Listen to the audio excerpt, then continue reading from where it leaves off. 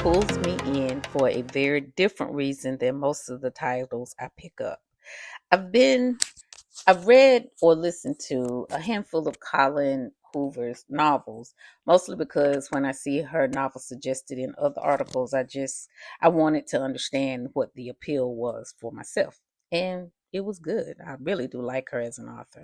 So when this title became available on Libby, I jumped at the opportunity to listen to it.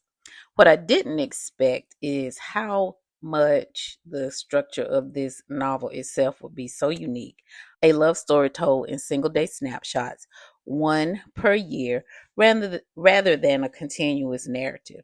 November 9th by Colleen Hoover is an emotional, twist filled love story about two people who agree to meet on the same date every year and about how much can change and how much can stay hidden in the space between those meetings. So here's a quick summary. At the center of this story is Fallon O'Neil, a former child actress whose career and sense of self were derailed by a house fire that left her with severe scarring. On the day that she's set to leave Los Angeles for New York, hoping to restart her acting career on Broadway, she has a difficult lunch with her father, a washed up actor who dismisses her chances. A stranger at a nearby table, Ben Kessler, an aspiring novelist, steps in and pretends to be her boyfriend to shut her father down. Fallon and Ben end up spending her entire last day in the city together, and the connection between them is immediate.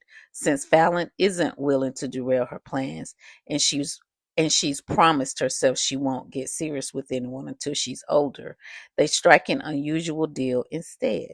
They'll live their separate lives with no phone numbers and no contact in between and meet at the same time at the same restaurant on the same day, November 9th, once a year. Each year, Fallon pushes herself to audition for acting roles and slowly gets her confidence back, while Ben works on a novel inspired by their relationship.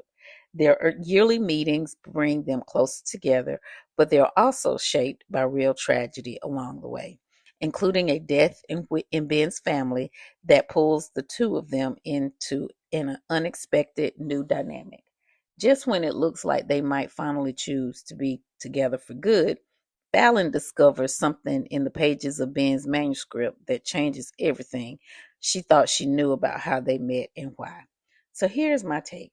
The once a year structure is what makes this book interesting.